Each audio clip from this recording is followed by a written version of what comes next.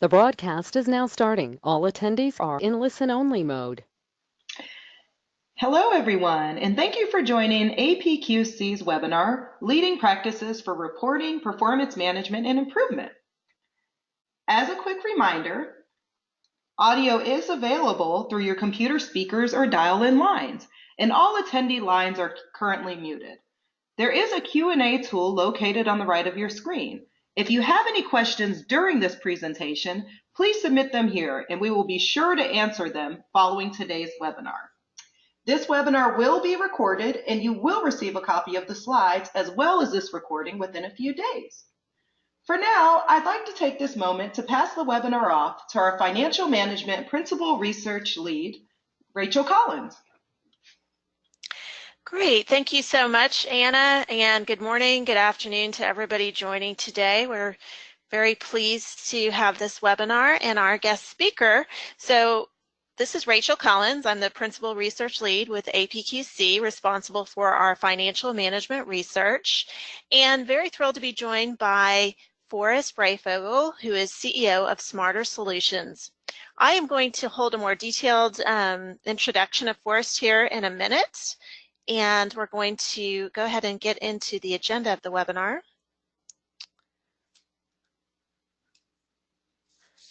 All right, so this is what we'd like to cover today.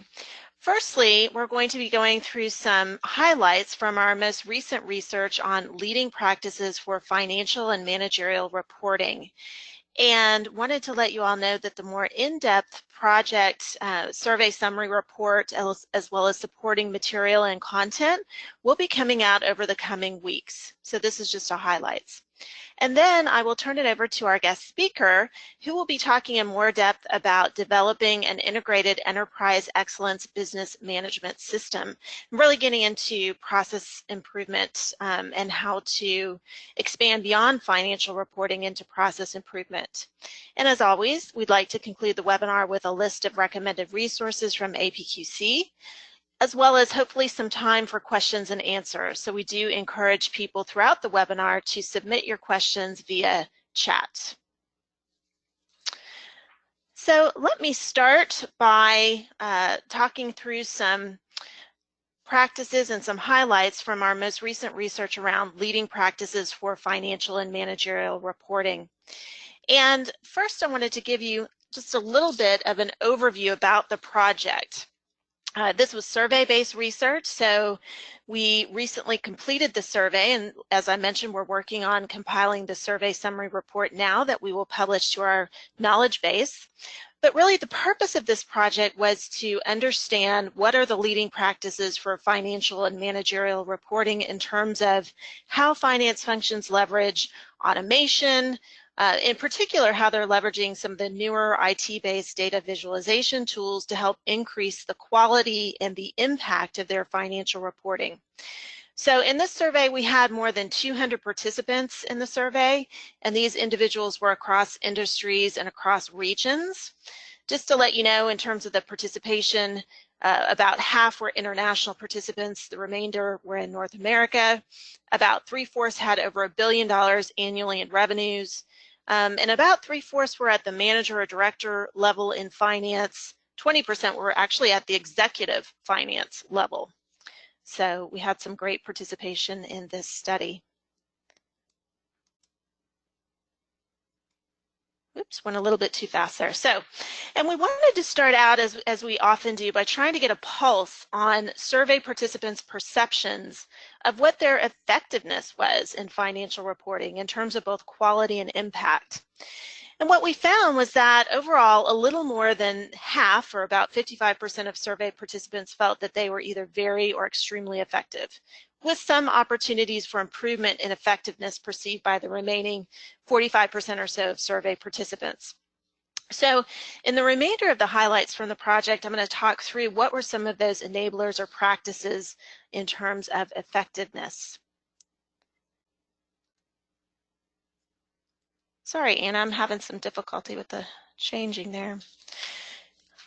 We also wanted to see what were some of the survey participants' biggest hindrances, if you will, in terms of financial and managerial reporting effectiveness. So what are the barriers that they said were challenging them from being effective and efficient? And what you can see from this slide is that the top 3 issues that people said that they're dealing with, at least from this particular survey pool, was number 1, the inability to make changes to reporting systems without relying on IT, on the IT department, and that lack of flexibility there. And secondly, they're still struggling with manual processes, as well as number 3, too much time spent on data prep, cleaning, and manipulation. And that latter point there, the too much time spent on the data prep and the pre-value added work, has been really pretty consistently echoed with some of the other recent research that we've done, for example, in financial planning and analysis and in planning, budgeting, and forecasting and other areas. I think interestingly, poor data quality, the 6th option down there, was not indicated to be as much of a challenge with this particular group of survey participants, which I would say is encouraging, as we've definitely seen finance professionals really focusing on data quality and master data management and cleaning of the data and integrating systems of late.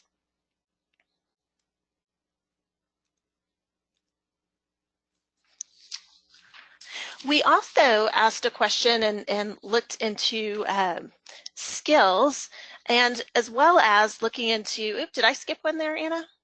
Sorry. All right, going a little too fast. Sorry about that. We also asked a question about... Rachel, I'll handle it from here. I know we're having some trouble, so I'll definitely take care of it from here. No problem.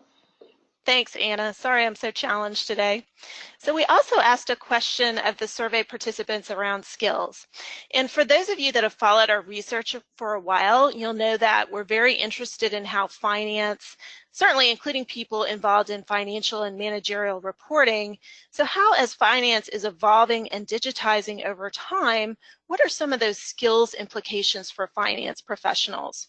So we asked a skills question in terms of what are the most important knowledge, skills, and attributes of finance and accounting professionals to help them conduct effective and impactful reporting.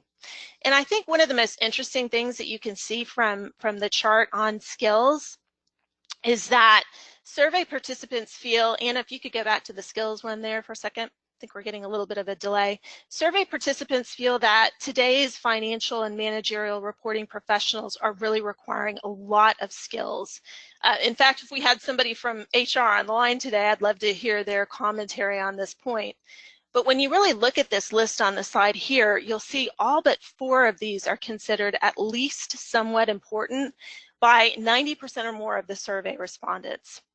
But interestingly, and again, this is pretty consistent with some of the other research that we've done, the most critically rated skill that we see for effective and impactful financial reporting is business knowledge, both in terms of understanding operations and in terms of understanding the data, as evidenced by that number 2 ranked skill there being analytics.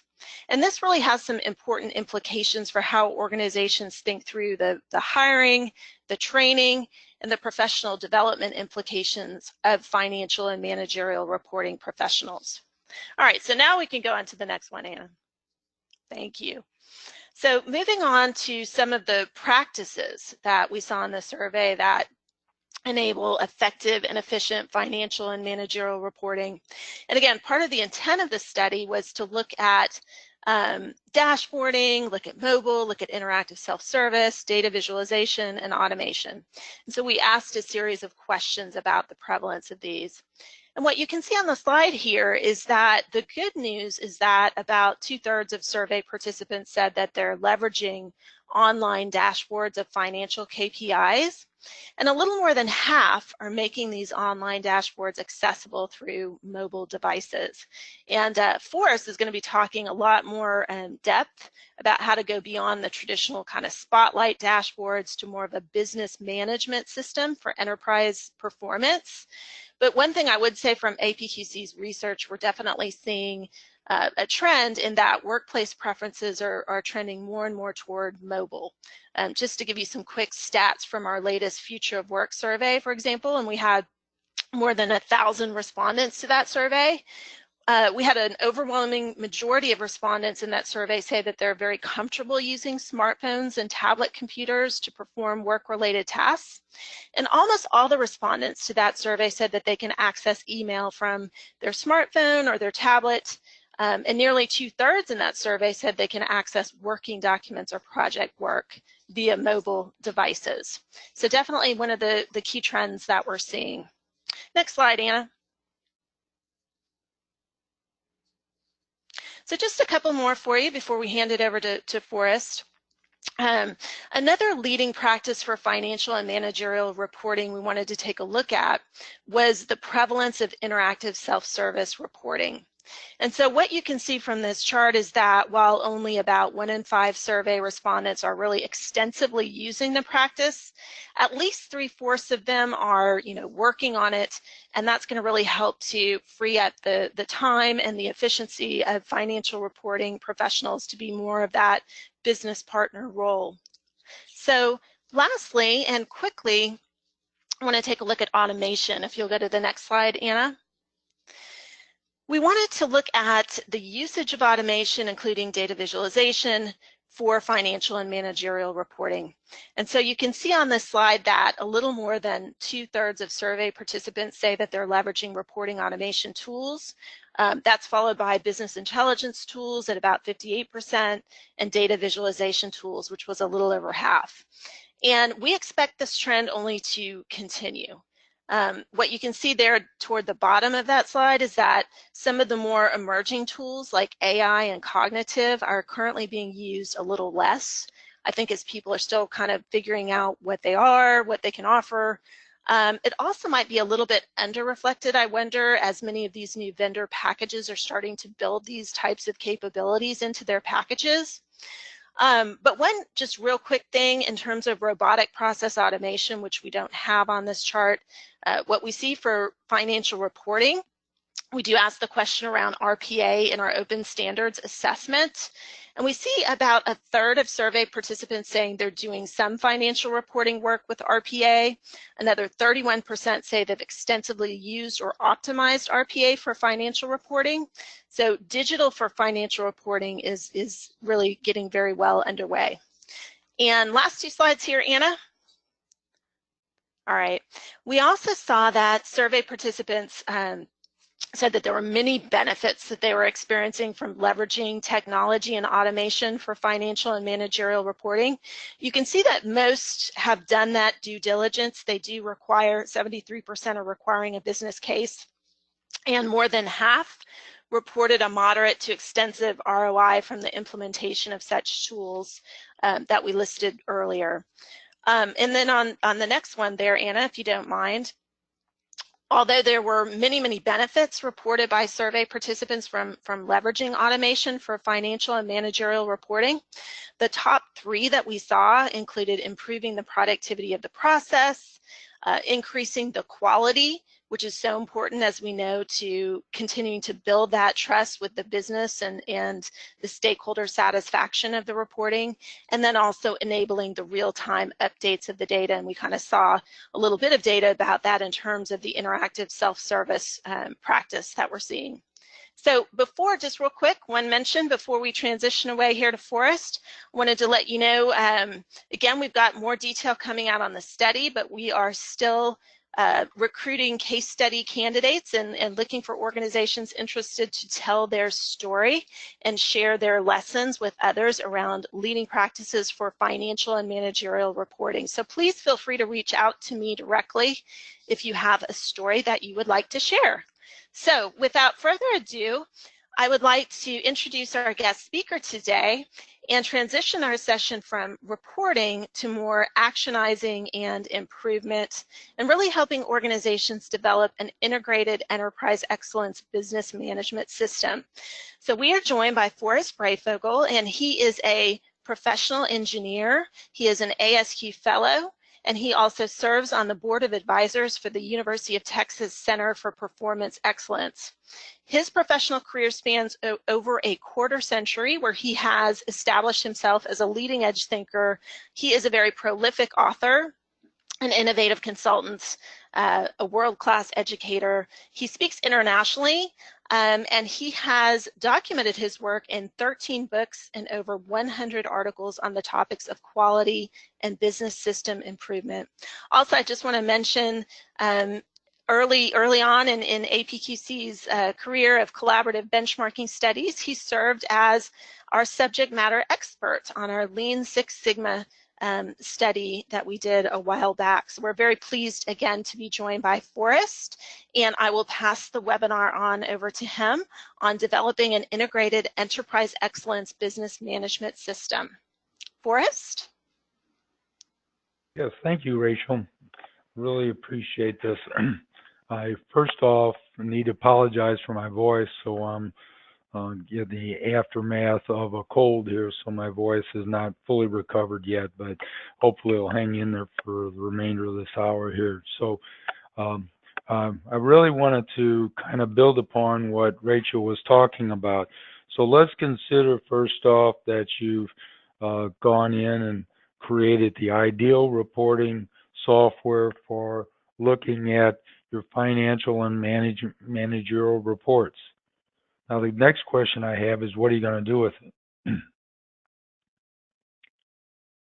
So a second question is, let's consider we have Mary and we have John, that they're looking at the same report. Would they react to that report in the same manner? Maybe not. I doubt it that they would. There would be some differences probably for interpretation. So that's what I'm going to really be addressing, is trying to take and not only look at what the next steps are, but how you could actually report the financial measurements and other measurements so that it drives the right activities throughout the organization. And I like to think about those as 3 R's. You're doing the right things, doing them right at the right time. So I'm going to start off with a polling question here. This is not advancing here. I don't know what the deal is.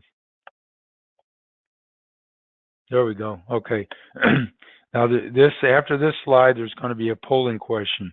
There's going to be 5 basic questions I'm going to be asking you, but I want you to understand what those particular questions mean and how a yes or no response would be interpreted.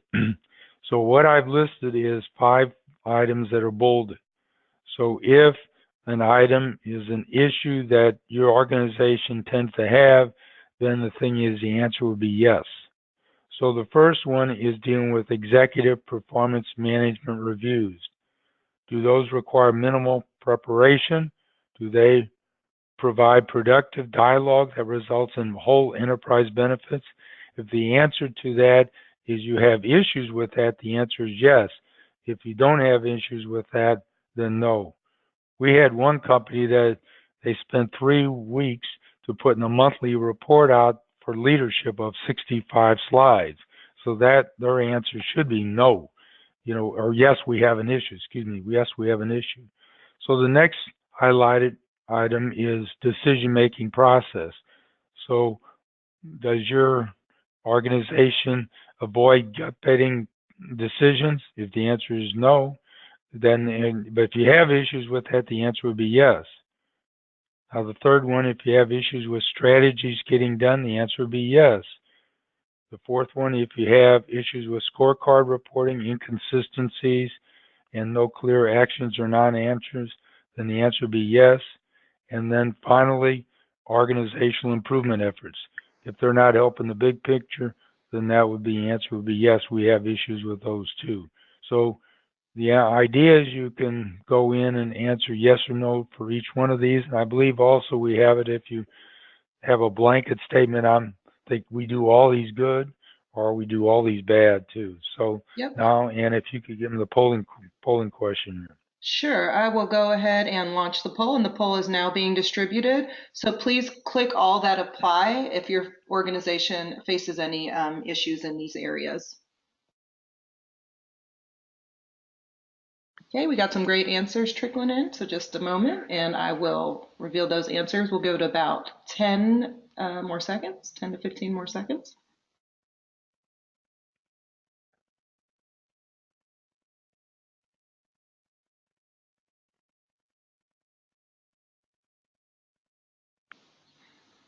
Okay, wonderful. It looks like we've come to a conclusion, so I will go ahead and share those results. And what you're seeing on your screen are those results. Okay, well, it looks like we've got at least 50% of the participants have issues with at least one of them. So strategies is 50%, and the highest one is organizational improvement efforts. So sometimes we tend to go in and work on improvement efforts, but they don't help the big picture. They might be in silos. So, and also we have decision-making processes. Maybe it's dealing with gut feel as opposed to using data to help us make our decisions, and also review. So it looks like basically all these to one level or not, or one level or the other, is issues in the organization. So basically what I'm going to be describing is a business management system that addresses all those points. Okay, and of course, Okay. you're clicking the slide, you can advance to the next one. Okay, I clicked on it, and I'm using the arrow too here. It didn't seem to advance. No worries, I will do it for you. Okay. Okay, so if we step back to the big picture, there's a lot of business challenges in an organization. It's not like a golfer proceeding down a fairway that needs to avoid these traps. And so that's what we really like to have, is a system for actually navigating and avoiding all these traps along the way when we're actually conducting the business. Next one. Sorry, if you'll just I try can't seem to again. advance it from my end. Okay, you can't. Okay, no worries. Now, if we also look at ISO 9000 and the Malcolm Baldrige Award criteria. Now, if someone or an organization is trying to undergo ISO 9000 or address the Baldrige criteria, well, we often look at that as a test. Did we pass or not? Did we get ISO certified, or do we get the Baldrige Award? But often what happens is it's not really ingrained in our culture. So what we'd really like to do is have a system so that now we could have ISO 9000, no problems, and we can at the same time achieve the Baldrige criteria. But that's not what often happens. So what we'd like to have a system that addresses that, and that's what I'm going to be talking about, a system that does that. Next slide. Now, if we go in and look at how we look at scorecards, we might have a table of numbers. We could have a time series report out. We could have an Excel spreadsheet that goes in and shows year-to-date numbers, or we could have red, yellow, green scorecards. These are actual scorecards that organizations gave me permission to use. I often in classes go in and hand these out as an exercise, and I ask the teams to give me an interpretation they have for the various way of presenting the data. And more often than not, they say they're too confusing. I say, well, is there something wrong with that? Next click. Is there an elephant in the room? Click again. That we're not really talking about. So in other words, I think a lot of times we'll have scorecards that are leading to the wrong behaviors, or we're really not talking about them up front. So that's what we're really going to be doing, is talking about these issues in this presentation. So I got several learning objectives for this session. First off, I want to talk about how to create predictive performance metrics that lead to the most appropriate organization behaviors and reduce the amount of firefighting that often occurs in organizations. Secondly, I want to provide a structured linkage between performance measure report outs and the process that created them. Now, often what happens, we'll have people in the north wing of the building working on scorecards, and the people in the south wing of the building working on process documentation improvement. They don't talk to each other. We're going to be bringing those together. Number three, we're going to formulate targeted business strategies and performance efforts that deliver the most big picture benefits. We're looking at the financials. And then we're going to execute strategic measurement improvement efforts that enhance the enterprise as a whole. And then finally, number five, we're looking at how we can have status meeting report outs So there's increased value, and we don't have the same old presentations week to week. And we do this with less resources. So we're going to be focusing on, is there a better way? So what are your thoughts about the following quote? If you can improve productivity or sales or anything else, for example, 5% next year without a rational plan for improvement, then why were you not doing it last year? Do you agree or disagree? Now, to me, I think it says a lot. What does it mean? Well, we often go in and set goals throughout the organization, improve everything 5%. But in reality, if we do that, then we need to change processes for all the various metrics we have throughout the business, which that's ridiculous. We don't typically have enough resources to actually do that. So we really need to pick our battle on what we're going to actually work on that helps the big picture. So not everybody needs to prove what we need. So therefore, but we have to figure out where areas are that we need to focus on most that's going to benefit the big picture. So where I'm going to be starting with is metrics. Now, if we look at how metrics are typically reported, then they have kind of three different areas. First off, we tend to look at things fiscally. Okay, this next one, they're unrelated to improvement systems. And finally, for the third point here, they look at point-to-point comparison. Now, what I mean by that, we might look at this quarter compared to last quarter, this quarter compared to a rolling average, or this quarter comparing to a quarter for the previous year. However, what we really have is y is a function of x.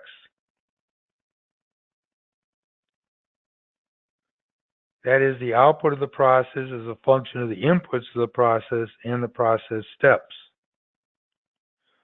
So effective metrics, the way I like to look at it as, is it consists of, we view the enterprise as a system of process. So this is system thinking. Also, traditional measurements like the scorecards I just talked about don't include variability, where we're going to have variability. And so we need to include that as part of the report outs. And we need to also have measurements aligned with supporting long-lasting systematic improvement processes that's going to help the big pictures, not just improve everything in silos. So let's look at one commonplace form of reporting, and that's the red, yellow, green scorecards. So this is one form of red, yellow, green scorecards. Now, it's got some characteristics. In this particular one, we only compare the instantaneous performance to a set goal. Also, it gives us no insight to trends or historical performance. Now, if the goal is not a specification, often what happens is it's ignored. Does it lead to the right behaviors? Now, red, yellow, green scorecard can also look like a spreadsheet. So now in this particular case, we have various metrics that are listed along the y-axis here. Along the horizontal axis, we have various time frames. So basically, we look at the color in the far right column, which represents the most frequent time interval, then you see how you're performing. But if we go back and look at a particular metric, finance metric B, and if we examine that particular metric, then we notice that we have a certain number of red and certain number of green. So in this particular case, what do we have? We got, it toggles between red and green. And yeah, we got 33% are red and 50% green. Now the question is that common or special cause? Now let's talk about common and special cause. So let's go back one. Okay, so special cause, common cause is a normal variability that you'll have in processes. So let's consider the time to commute from home to work. Now, first off, before I get into that, Edwards Deming was kind of a guru. He coined those terms. So people that are familiar with statistical process control, they might think about those. Well, I'm looking at it at a higher level. I call it 30,000 foot level or satellite metrics, high level. So to illustrate how I'm viewing common and special cause, is that let's consider the time it takes you to commute from home to work. Is it going to take you the same amount of time to the second every day? Well, obviously not. Well, why? Well, I'm going to have different delays because of traffic signal timing. Traffic might be a little bit more one day than the other, so it's going to vary. So let's consider it typically takes us 25 to 35 minutes. That's considered common cause variability. Now, if it took us an hour one day, then we'd see that special cause. Maybe we had an accident or we had inclement weather that delayed our commute time. We can talk about that point, but we really have no right to talk about all the ups and down excursions during 25 to 35 minutes. It would drive you crazy, and it really leads to not good behaviors necessarily. But let's say we want to reduce the time for us to commute to 28 minutes. So now if it's 29 minutes, then we're going to say we got an issue, so it becomes red. So we're going to try to explain what happened on that particular day, but I just said you shouldn't do that. So if you got common cause variability, you've got to change your process. So let's say we decided to leave a half an hour early, and now we looked at our process, and now we notice that we have 18 to 22 minutes. So by changing our process and leaving half an hour early, we reduce not only the average time, but also the variability that we had in time to commute. So the point is, if we've got common cause variability, then we need to go in and change our process. Okay. So now red, yellow, green scorecard, as this slide says, it also, in addition, does not provide any futuristic statements. And we react to all these ups and down excursions for the red as if they were unusual events, but in fact, they could be common cause variability. So this particular charting methodology does not separate special from common cause variability, but as my illustration pointed out, if we've got special cause variability, we can go look and figure out what happened and try to keep it from happening again if that's appropriate in our process. But we've got common cause variable, we've got to change our process. So let's look and see if this particular chart actually changed over time. Okay, now I'm doing an individuals chart. Now people say, well, this is just normal control charting. Well, I'll say, no, this is 30,000 foot level charting because I'm going to be doing some different things than normally done with control charts. So in this particular case, since there's no excursion behind these upper and lower control limits, we say the process is stable. That means nothing has changed. So even though the red, yellow, green scorecards indicated that there was changes occurred, the process did not actually change. Remember, this is an actual scorecard. I did not make up the data. Now, if you go in and have a process stable like that, there's something else that you can do with that. You can make the statement that it's predictable. So now the process is stable, hence it is predictable. The next obvious question is, what do you predict, right? So we're going to look at how we can make a prediction statement.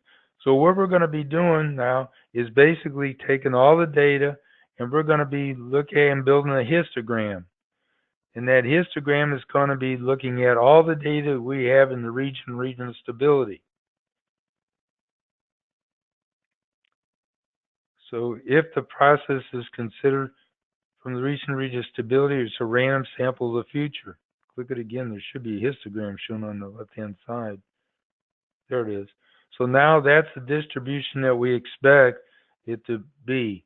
So what I'm going to do on the next slide is I'm going to turn it on its side. And now this is the distribution we expect not only now but in the future.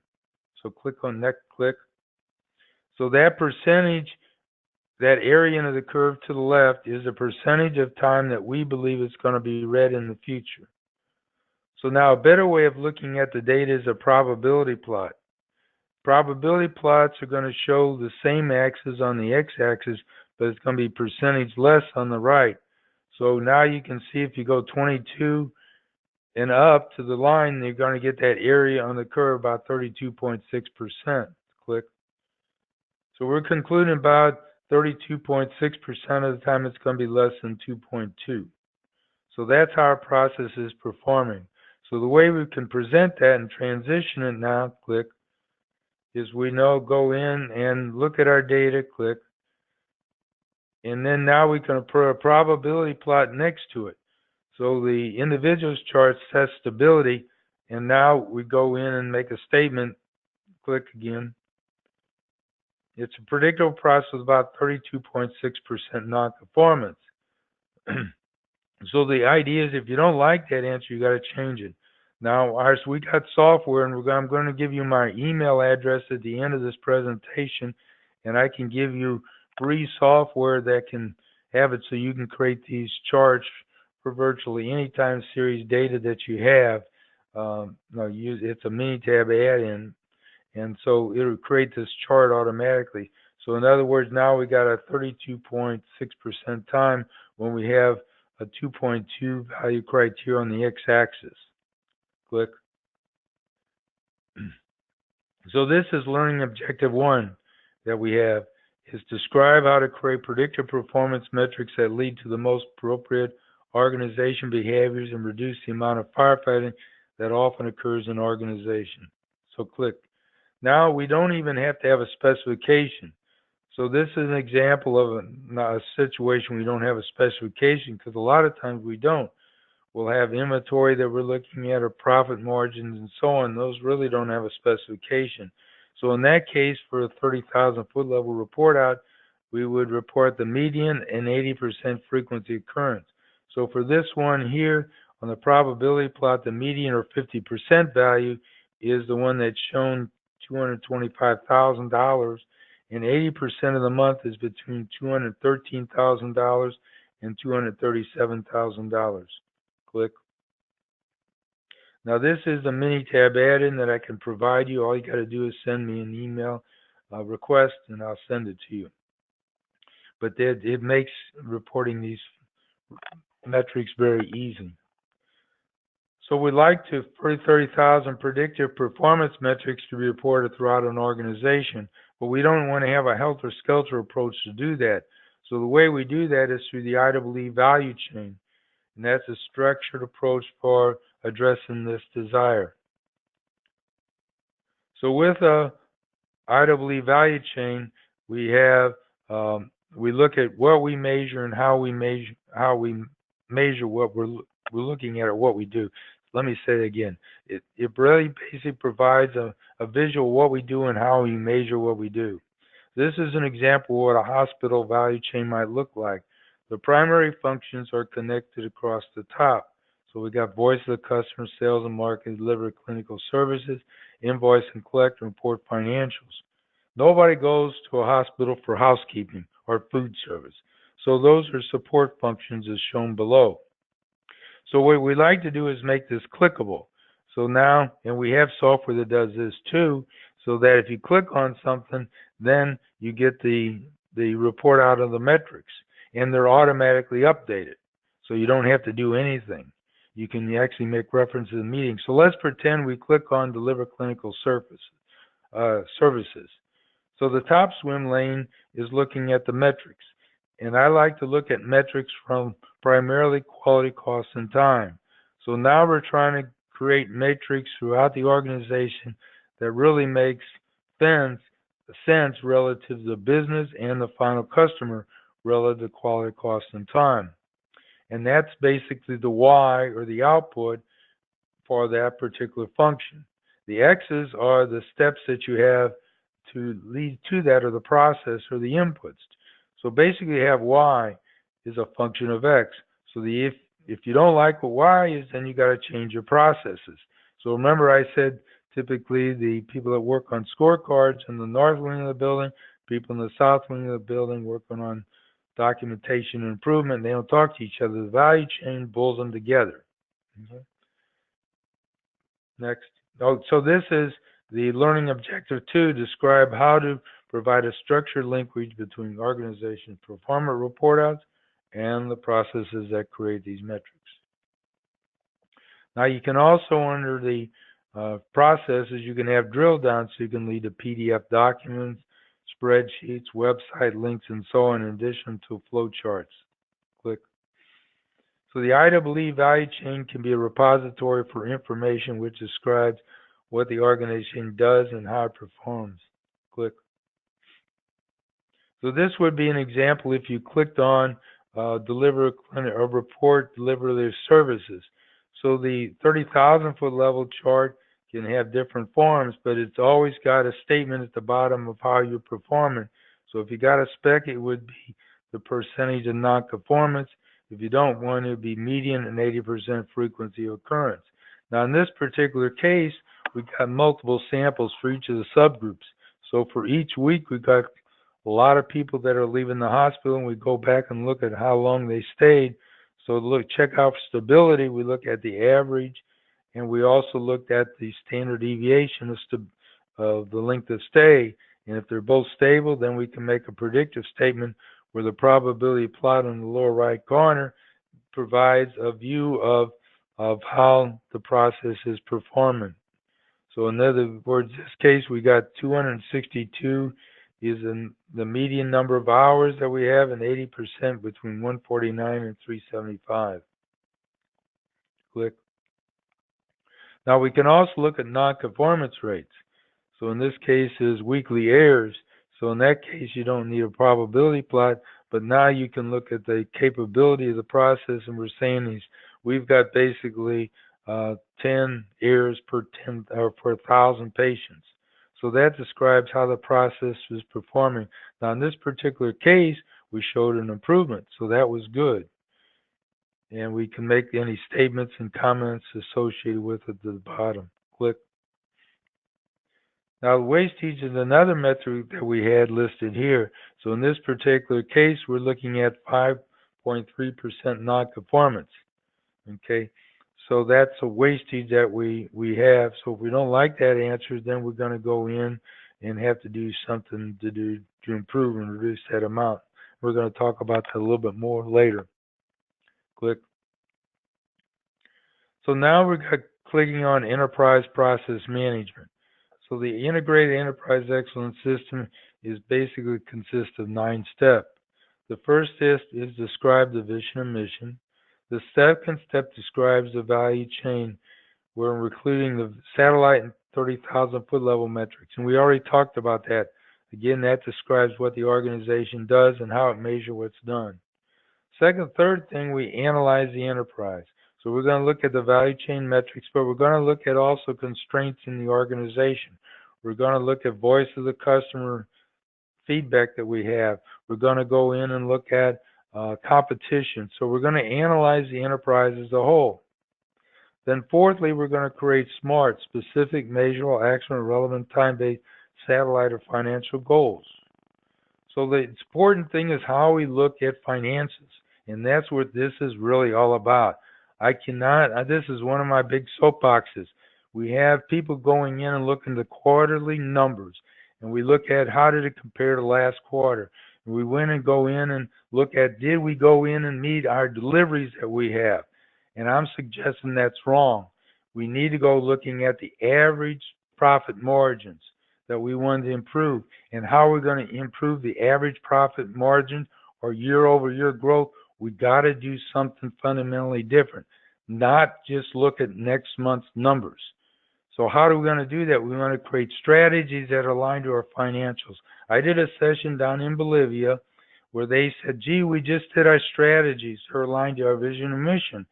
And I said, you want to create it aligned to your strategy or financials. I said, well, which one makes more sense? You might have it so that if you did it this way and analyzed it, find out the best way to improve the financials, the true profit long-term, is by reducing non-conformance rate. I've never seen that appear in a strategic statement. It's not sexy enough, I guess. But that could be the most important things. So we want to figure out which metrics we want to improve, and they're reported from a process out point of view, not just what happens next week. So then that's the 30,000 foot level metrics that appears in the value chain. And there's going to be an owner of that. So now the owner of that's going to be asking for these strategic projects to get done. And now we're going to go in and working on improvement in item number 7. Now notice if you did a good job in 7, you improved the processes in step number 2, which ended up improving the 30,000, which through the financials. Now notice number 8 talks about how much improvement you actually made, and step number 9 loops back to step number 3. So we got somewhat of a Deming plan to check act for the enterprise as a whole. Now let's do a step back to notice I also got enterprise improvement plan as the final thing. So if you click on the enterprise improvement plan, next slide, then the thing is you'll see now the step 1 is vision and mission. Step 2 is your value chain. Step 3 is analyze. Step 4 is business goal. Step 5, 6, and 7 are noted there. So often we have somebody creating Lean Six Sigma projects that are getting to the point they're in silos and they don't help the big picture. So what we want to really do is create these projects that are aligned to the financials, and they're going to improve 30,000-foot level metrics that's important to business, reduce non-conformance rate, reduce on-time, improve on-time delivery, and so on. And there's an owner asking for these projects again that's going to help the overall big picture. Click. So it provides the how-tos for formulated target and business area strategies and performance metrics that improve efforts that deliver the most significant big picture benefits. Okay, next I'm going to talk about how to track the performance metrics that is to be improved and a roadmap for making these improvements. So this is if you got continuous data, and it's over time, it's consistent. This is what I call 30,000-foot level metrics. Click. So now it's got a distribution. Turn it on its side. We looked at how it's doing relative to what we want. Just put the spec on it. Click. Okay, and then we got it. Click. We got some non-conformance rates. Click. And then that pulls for the project. It could click. It could be a Lean Six Sigma project. You click, and if you do a good job on it, then it's going to transition your metric to enhanced level of performance. Click. And then now you should see a click, an enhanced level of performance. Click. Click. And it's going to then, how does that transition to the bottom line? Click. Now you can have also attribute data similar that you can look at and make a difference. So we want to have measurements that's going to improve the process. So I really don't care how you go in and do it. Click. You can go in and do a DMake project through Lean Six Sigma. Click. Kaizen event, other approaches to make improvements, but the IEE method doesn't really matter that you do it, but we want to make a difference to the metric. So objective 4 is describe how to execute strategic major improvement efforts that enhance the enterprise as a whole. Click. So what we basically have is a demonstration in this chart, click, of how we can see the actual chart actually going in and going to enhanced level of performance. Click. So we made a change to a process, and see how it changed to enhanced level. This is an actual chart. I didn't make up the data. Click. So this was a strategic metric that we improved, and we transitioned from 5.3 wastage to 4.3 wastage. Click. So now I got some general observations. When times get tough, who's one of the first people to get laid off? Process practitioner. Why does that occur? Well, one would think, since if times get tough, that's when process improvement is needed the most. However, it appears that what the process improvement practitioner is doing is not viewed by senior management as something that's going to benefit the enterprise as a whole. Often, also, why the scorecards often indicate improvement has been made and only find things going to get worse. Do we really improve when things transition from red, green, and yellow in a scorecard? Shouldn't we do things smarter? What are the major business management issues that leadership faces today? Click. Now, if we look at things, we have several of these rules are similar to what is used in Lean. Rule number 1, standardized process work. Allow zero ambiguity follow the process, speak with data, develop leaders, and so on. Then I've added some other 30,000-foot level charts or rules or pieces to this puzzle. You click. So what the IEEE system basically puts all these together. Click. So if we step back to the big pictures and we look at it, executive management often can maybe receive a monthly 60+ slide PowerPoint deck. It's got a huge file, and that's how the status, but it's overwhelming. Click. So what are the people going to do with it? So the IEEE value chain can provide automatic updates so you don't have to do these special reports.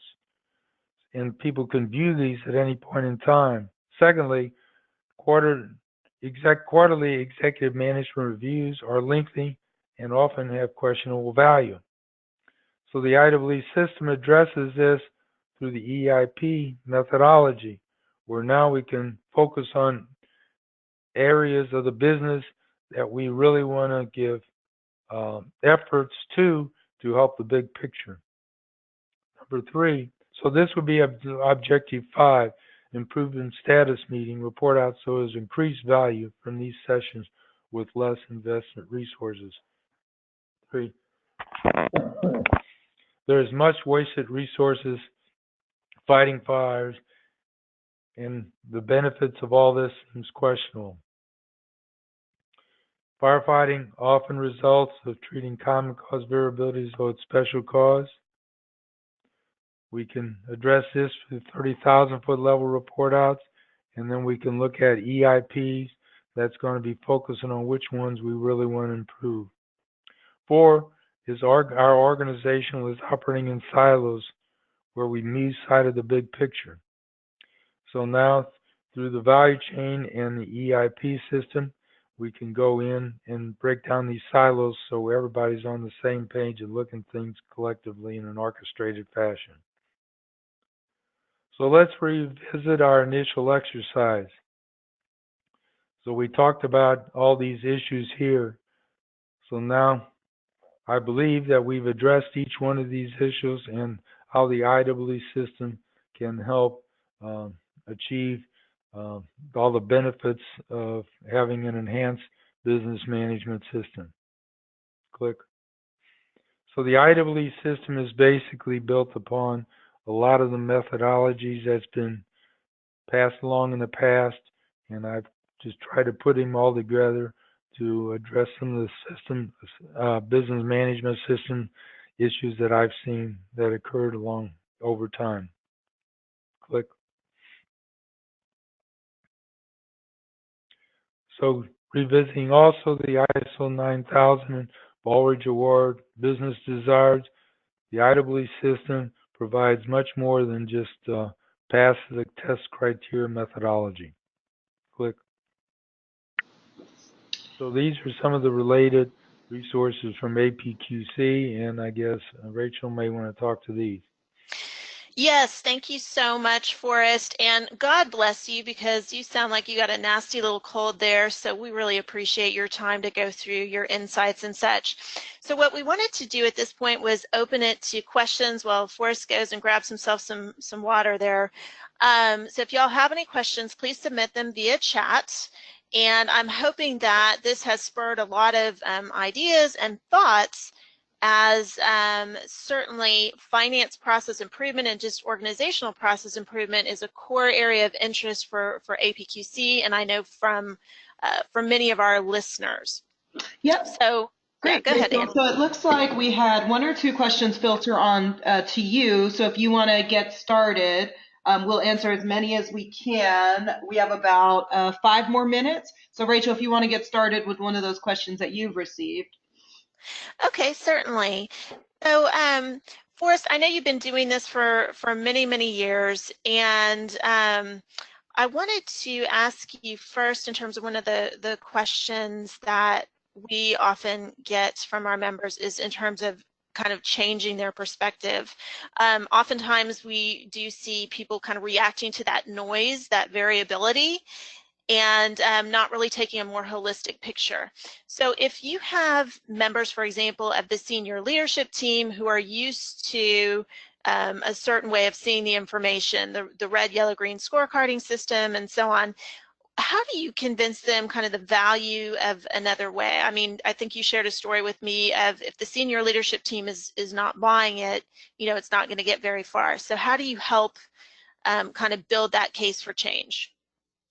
Yes, I have been at this for quite some time, and so I've really convinced and worked with a lot of people that are practitioners, and they just love this methodology. The challenges that you have is kind of working up the food chain, to get in a higher level management. And so, what's really kind of important is that the leadership, and I know this person may be hard to get to, but you want to have it so that the president and CEO understands that, hey, this is what really needs to get done from a system point of view. And they actually need to look at numbers differently.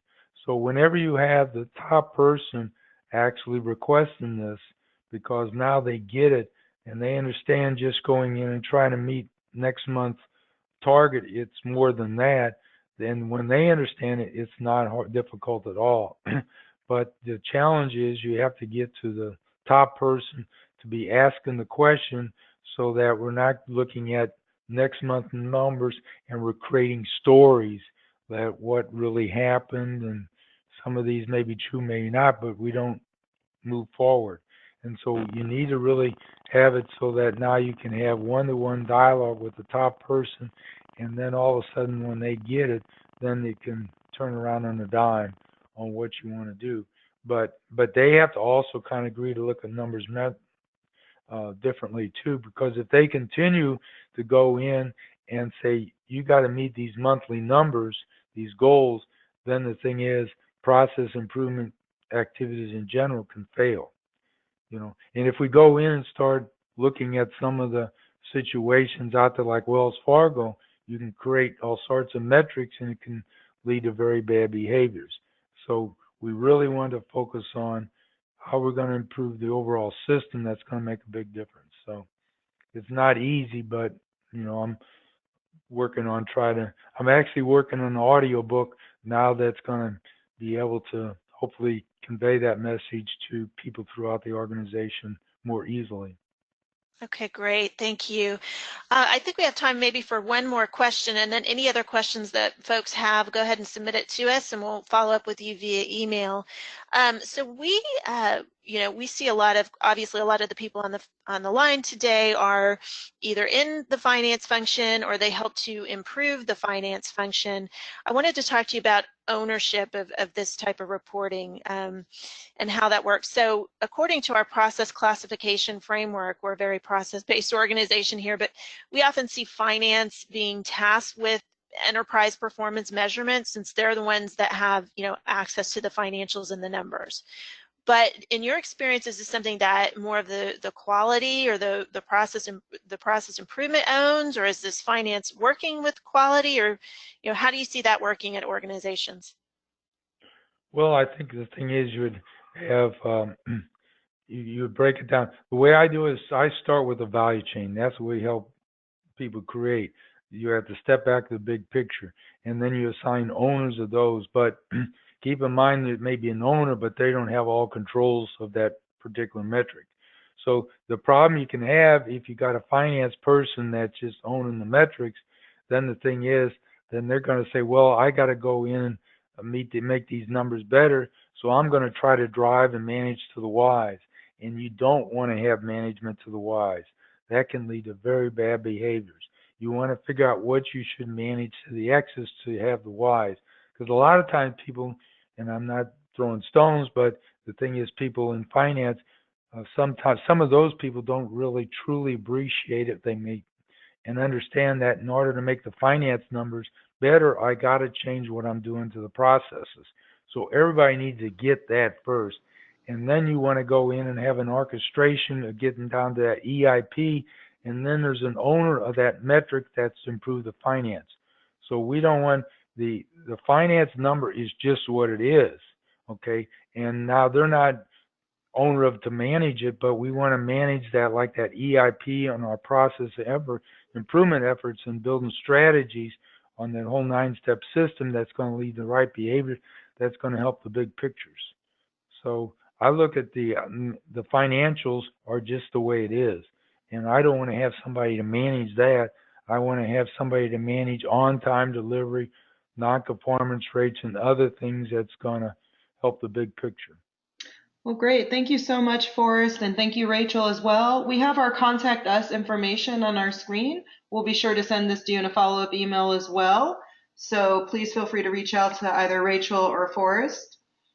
And we'd like to and if you excuse me, if I got like 20 links that I can send you of various information if some of this piques your interest. So just shoot me an email and I'll send it to you.